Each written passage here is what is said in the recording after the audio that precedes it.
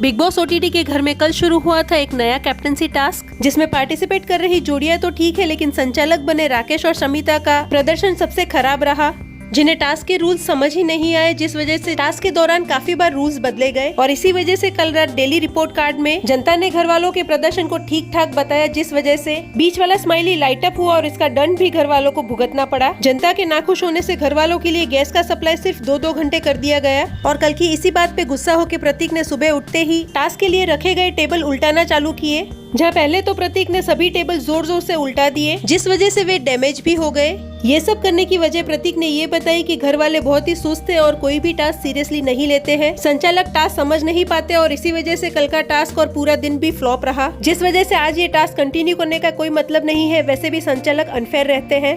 घर में सभी पूरे दिन ईट स्लीप रिपीट मोड में है, तो फिर जनता तो बोर होगी ही। जहाँ घर के बॉसमैन राकेश बार बार प्रतीक को समझाते हैं कि प्रॉपर्टी डैमेज नहीं कर सकते, मैं आपको घर के सारे बर्तन पूरे दिन अकेले धोने का दंड देता हूँ।